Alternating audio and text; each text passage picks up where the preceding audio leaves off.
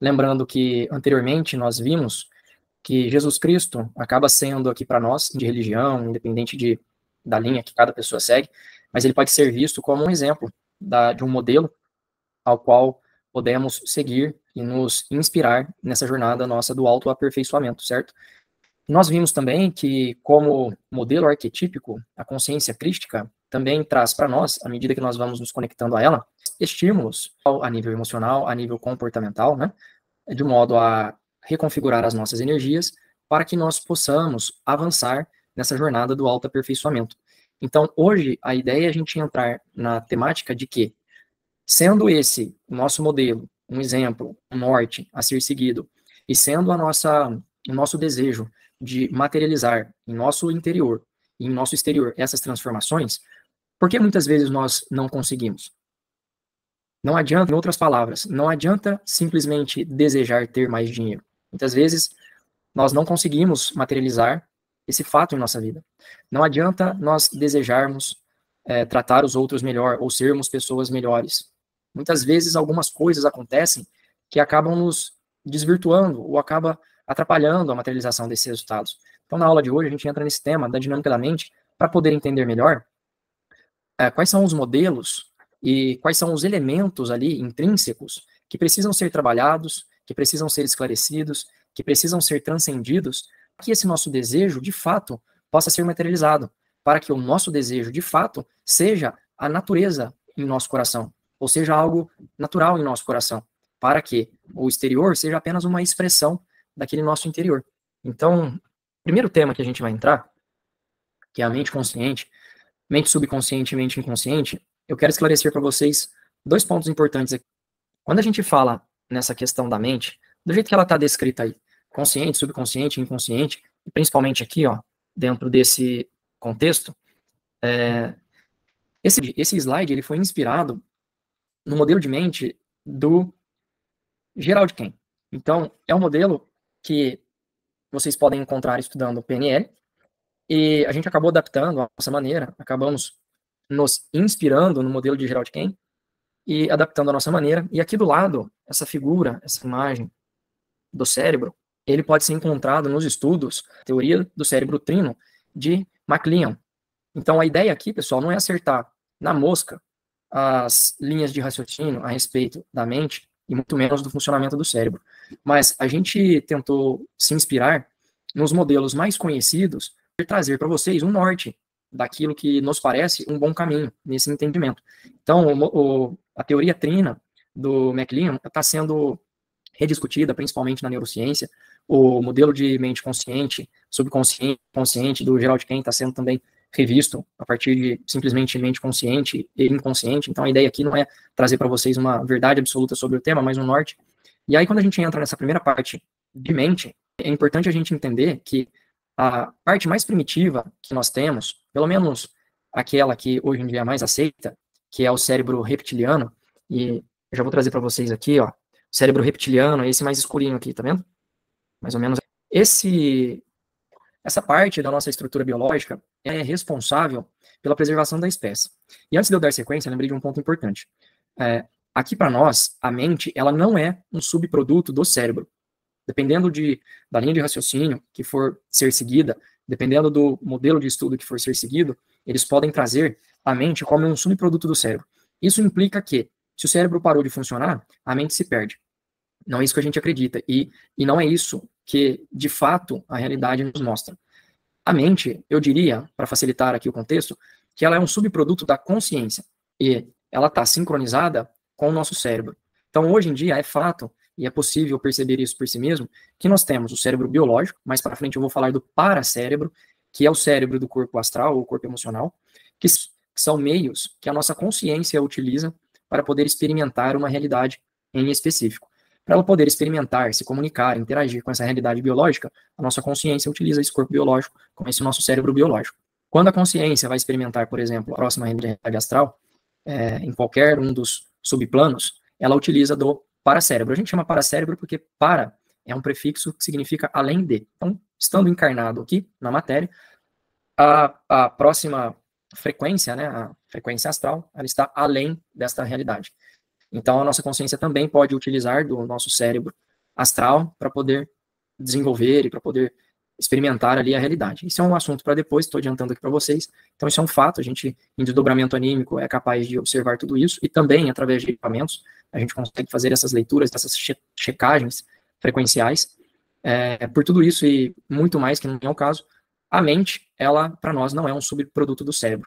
O cérebro, à medida que esse cérebro biológico se desligar, né, à medida que ele encerrar suas atividades, a mente continua existindo, a partir agora de outra estrutura quântica, ou uma outra estrutura atômica. Mais para frente eu vou comentar disso. Então vamos lá. A parte mais primitiva desse cérebro biológico, pelo menos o que é aceito hoje, é o complexo R. O complexo R, que é aquele marronzinho mais escuro ali embaixo, que também é chamado de cérebro reptiliano, porque ele é responsável pela preservação da espécie. O que significa isso? Ele acaba trabalhando de maneira instintiva para garantir a nossa sobrevivência. Então é um cérebro que geralmente ele está em luta e fuga. Veja bem, para ficar mais claro, quando os nossos ancestrais moravam na selva, quando os nossos ancestrais eles acabavam interagindo de uma maneira mais intensa com animais selvagens, era natural esse instinto de sobrevivência. Por quê? Se eu estou lá no meio da selva, em situações de perigo, de risco, com potencial ali para morte o tempo todo, e aí eu escuto um barulho, pensem bem nisso, eu escuto um barulho. Se eu tiver que pensar a respeito desse barulho, o que será que é? Uma onça? Um leão? Uma cobra? Algo que eu deva temer? Algo, não é nada disso. Se eu tiver que raciocinar a respeito disso, em 2 segundos eu já fui atacado e eu já perdi minha vida, certo? Então, o cérebro primitivo, esse complexo R, ele, em questão de instantes, ele já dispara no nosso corpo toda uma nova estrutura eletroquímica para que a gente não precise pensar e que para a gente, vou tentar de novo, para que a gente não precise pensar e que nós possamos rapidamente já ter uma atitude, um comportamento, uma decisão. Poxa, escutei barulho, pumba, já disparo, correndo, preservando, independente do que aquele barulho signifique, preservando a minha vida. Depois eu posso parar um pouquinho, questionar, entender ali o que está acontecendo, ou de repente reflexo, muito rápido, deu, perceberam em relance algo se aproximando de mim e eu já ter outro tipo de reação, por exemplo, de defesa, ou por exemplo, de ataque, são reações reativas, na qual primeiro eu reajo e depois eu paro para pensar o que está acontecendo. Então, do ponto de vista de preservação, faz todo sentido isso. Esse cérebro, se a gente não trabalhar de maneira consciente no nosso interior, ele está programado para funcionar no dobro da velocidade de tempo do que o neocórtex, que é essa parte aqui, ó, mais recente. Neo que vem de novo, né? O novo córtex. Esse neocórtex, ele é responsável pela nossa parte de raciocínio lógico, raciocínio dedutivo. É quando eu vou parar para pensar a respeito das coisas, vou refletir, vou levar o meu dia a partir minhas tomadas de decisão, algumas delas, a partir das reflexões e linhas de raciocínio proveniente do neocórtex. É ele que nos diferencia dos outros animais. Só que, naturalmente, o complexo R, o cérebro reptiliano, ele atua no dobro da velocidade do neocórtex. E isso começa a explicar, muitas vezes, o porquê que temos reações reativas e depois nós nos arrependemos. Não é? Muitas vezes é aquele bateu, levou. Muitas vezes a gente, pumba, dá primeiro o soco na pessoa, pumba, passa o facão na cabeça, e aí depois a gente vai se arrepender, depois a gente vai refletir meu Deus, o que eu fiz, né? Naquele momento, estou trazendo exemplos mais intensos, né? Mas é aquele momento que a gente vai ofender o outro primeiro, naquele momento que a gente vai xingar primeiro, e aí depois vai ficar arrependido do que falou, a gente vai elevar o nosso tom de voz, a gente vai atacar o outro de inúmeras maneiras, seja verbalmente falando, seja através de postura, atitudes, né? Vou estufar o peito, vou parecer um pouco maior, um pouco mais forte do que eu sou. Tudo isso está ligado à preservação da espécie.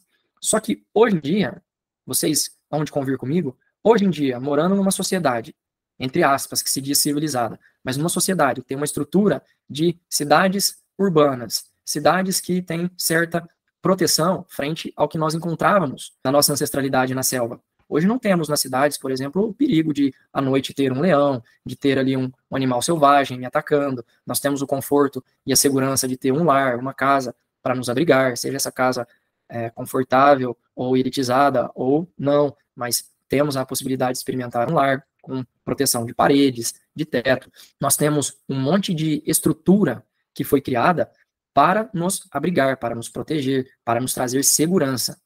Porém, o nosso interior não foi amadurecendo conforme essa estrutura que a civilização veio nos trazendo. Ainda hoje, Nosso cérebro reptiliano se utiliza dessas reações reativas como se nós estivéssemos na selva daquele momento. Mas com quem hoje que eu vou me defender? Ou de quem que eu vou me defender? Muitas vezes nós nos defendemos das pessoas que mais gostamos, que mais queremos ao nosso lado. O nosso cônjuge, os nossos filhos, os nossos pais, os nossos avós, os nossos amigos, a nossa família consanguínea, seja ela primos, próximos, primos mais distantes. Nós nos defendemos do nosso chefe, nós nos defendemos de inúmeras maneiras, em inúmeras situações, de inúmeras pessoas que não necessariamente representam risco à nossa vida. Não necessariamente estão trazendo um risco de morte para nós naquele momento. Mas é assim que tudo acontece. E a ideia desse tema é trazer os elementos que estão envolvidos em tudo isso. Então, voltando um pouquinho aqui, eu falei um pouco do cérebro, mas encaixando isso aí mais ou menos nesse modelo, no modelo de mente, nós temos então a nossa mente inconsciente. A nossa mente inconsciente, ela é representada pelo nosso sistema imunológico, pelo nosso sistema autônomo.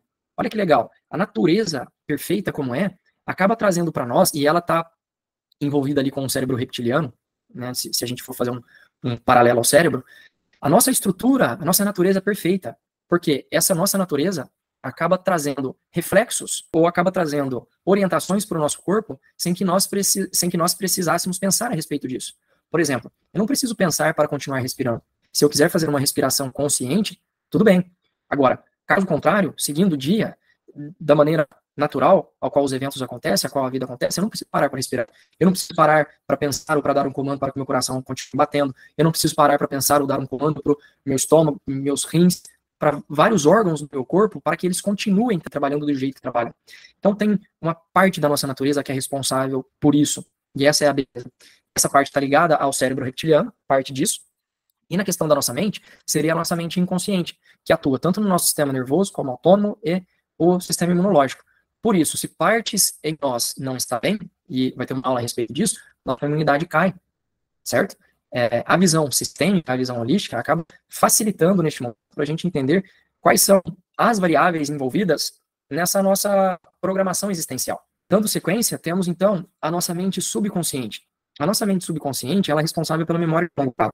Memória de longo prazo, pessoal, se vocês forem estudar por aí, vocês vão ver, vários pesquisadores trazem que o que de fato acaba qual é a palavra? Armazenando em nós uma memória de longo prazo é a intensidade de vínculo emocional que é registrada em uma situação da nossa vida. Então, através da emoção, é que nós registramos uma memória de longo prazo. E a parte responsável por orquestrar estas questões de memórias emocionais, né, na nossa vida é a parte do cérebro, aquela que está vermelhinha. Aqui é o sistema límbico. Esse sistema límbico, que também os outros animais possuem, é responsável pela parte das emoções. Essas emoções, elas podem estar ligadas a uma orientação positiva ou não, trazendo para nós, então, um imprint de algo que nos leva a experimentar prazer ou de algo que nos leva a experimentar sofrimento. Por isso eu não posso, e eu disse no começo, eu vou ser redundante aqui, simplesmente distribuir ou dividir a nossa mente por fragmentos isolados ou separados, assim como o nosso cérebro, por fragmentos ou estruturas separadas ou isoladas, porque elas estão em contato, se comunicando, elas acabam interferindo uma nas outras. É como se fosse uma matiz de uma nova cor sendo se formada. Eu descarrego uma cor primária aqui, outra cor primária aqui, e em um determinado momento, quando eu começo a misturá-las, vai tendo uma transição até que uma nova cor se forme. E assim é. O sistema límbico acaba se correlacionando com o cérebro primitivo complexo R, assim como o complexo R acaba tendo partes ali no sistema límbico, dependendo do assunto que a gente for conversar. Mas eles têm uma linha de frente que cada um traz para si. Então, no caso do sistema límbico, as emoções que podem trazer imprints de prazer ou de sofrimento. E quem é o responsável nessa questão de prazer e sofrimento? Por estimular comportamentos de proteção na nossa vida. É o complexo R. Então, quando ele percebe, por exemplo, que eu estou, isso é tudo de maneira inconsciente, entrando em uma situação de perigo, como assim perigo? De repente, foi registrado em mim uma memória traumática de sofrimento, e quando estímulos parecidos ou equivalentes com aquela memória que foi registrada acontecem novamente na minha vida, por exemplo, foi registrado lá na minha infância, quando eu era criança, os meus pais que deveriam me proteger, ou que deveriam prestar proteção para que eu pudesse evoluir, ou para que eu pudesse me desenvolver de uma maneira segura. Em determinado momento, eu acabo percebendo que faltou essa proteção. E isso eu não estou falando perceber de maneira consciente. Estou falando de um bebê, de repente, uma criancinha que ainda não aprendeu a falar, ela registra um sentimento ali de falta de proteção, de medo, de insegurança frente a qualquer motivo. E isso não quer dizer que essa situação aconteceu, quer dizer que ela interpretou dessa maneira e aí registrou essa memória traumática. Então, se nesse exemplo estava ligado a um padrão de comportamento e associado com um tom de voz, se essa criança, à medida que ela crescer, ela não olhar para esse problema, procurar essa raiz para tratá-la e transcendê-la, quando outras pessoas se comportarem de uma maneira semelhante ao que foi registrado, ela entrará em estado de defesa. E por mais que outras pessoas que estão de fora olhando não entendam, esse é o padrão. E a pessoa que não está lúcida a isso, ela também não entende o porquê que ela tem algumas reações, mesmo quando ela não gostaria de ter. Então aqui a gente começa a esclarecer.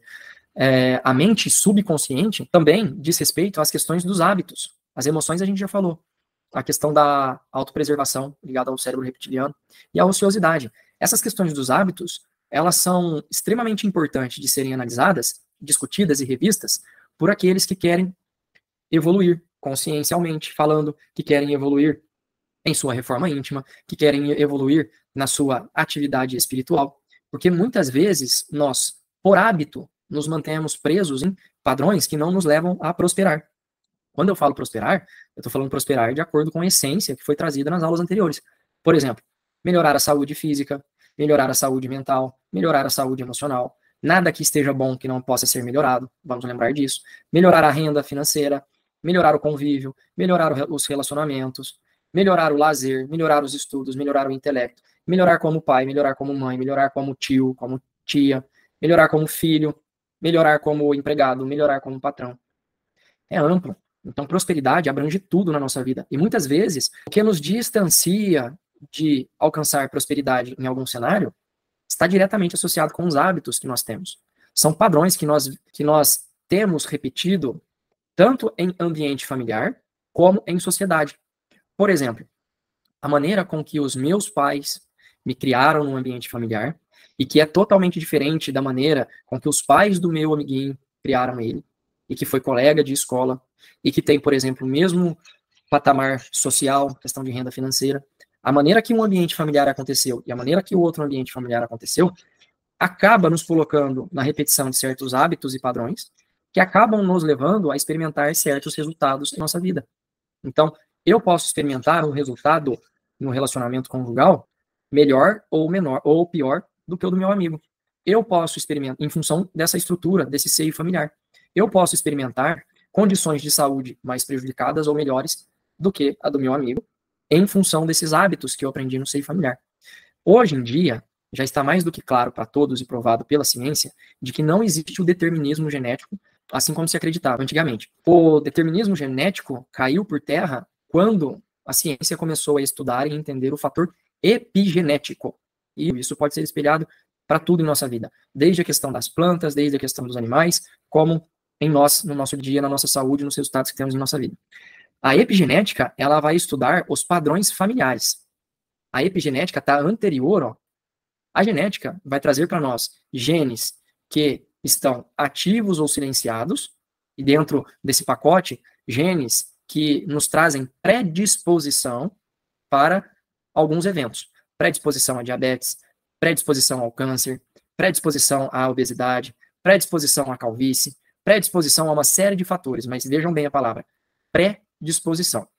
Isso não determina o resultado que eu vou ter, mas isso diz que se eu não mudar alguma coisa em minha vida, e esse alguma coisa é epigenética, se eu não mudar os padrões familiares que eu venho repetindo, a chance é grande de que eu materialize os mesmos resultados que eu vejo em minha família. Tanto os resultados de perda de saúde, como resultados de ganho de saúde. Então, essa questão é importante de se entender. Onde vocês vão conseguir explorar mais esse tema? Na medicina integrativa. Na medicina convencional, próxima aula vai ser sobre paradigma. A gente vai falar disso. A medicina convencional trabalha com outro paradigma, com outro olhar sobre causa e efeito. A medicina integrativa, como o nome já pressupõe, ou como o nome já acaba nos instruindo, ela tem uma visão integrativa, sistêmica, de vários elementos que contribuem para a materialização de um resultado, de vários elementos que são consequência de determinadas ações na manifestação de um resultado. Então, a epigenética, A epigenética vai mostrar para mim, no meu ambiente familiar, como as pessoas se tratavam, qual era o modelo de relacionamento entre casal, entre marido e mulher, que vai me nortear, ou que vai me inspirar, ou que vai me estimular para que eu repita esses padrões. Não necessariamente precisam ser dos meus pais, esses modelos, mas eu posso me inspirar, por exemplo, no modelo conjugal dos meus avós, repetir os padrões dos meus avós, ou se não repetir os padrões dos meus pais. Quando eu falo em padrões, olha que legal, quando nós estamos vivendo de maneira automática, de maneira inconsciente. Se por um lado eu tive uma família que foi muito radical, muito firme, muito rígida, muito severa, naturalmente, e eu não vou falar que isso é regra, mas naturalmente eu vou tendenciar a ser mais frouxo, mais solto no tratamento com os meus filhos. Principalmente se eu tiver no meu coração que a rigidez com que os meus pais me trataram, que a seriedade e a severidade que eles me trataram, não me trouxeram bons frutos. Se eu tiver isso no meu coração, naturalmente eu vou escolher fazer o oposto. E aí os meus filhos poderão ser criados de uma maneira muito solta. Essa maneira muito solta, que é o contraponto da balança, porque eu estou pendulando no oposto, aqui tinha muita rigidez.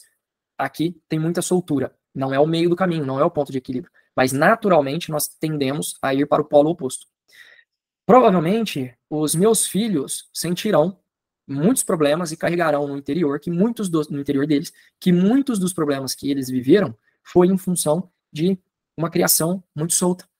Faltou um pouco ali de orientação, um pouco de disciplina, um pouco de regra. Na hora deles criarem o filho deles, possivelmente eles já vão firmar a mão novamente na rigidez.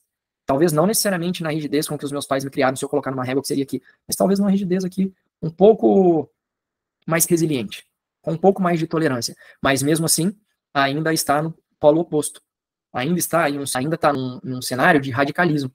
Ainda não está no caminho do meio. Então, os meus netos dos meus filhos, neste caso, terão, possivelmente, o mesmo padrão que eu tive na minha criação. Olha só, vai se repetindo de avó para neto, de neto para os seus netos. Isso é muito visto, isso não é regra, não necessariamente assim que acontece, mas a gente pode perceber que nós herdamos muitas coisas dos nossos avós. E isso é muito estudado na constelação familiar. Então, a constelação familiar, eu olho para ela, dependendo de como eu estudo ela, e eu vou ressaltar aqui, fazendo um parêntese, que eu já trouxe anteriormente, mas vale a pena reforçar. A técnica e ferramenta em si, ela é neutra. O profissional que vai trabalhar com essa ferramenta, ele sim pode utilizá-la com o potencial positivo que ela tem, ou pode, por qualquer maneira que seja, acabar distorcendo ela. Então, estou falando isso porque tem cores e consteladores. Não necessariamente porque a pessoa trabalha com constelação que ela vai ser um bom profissional.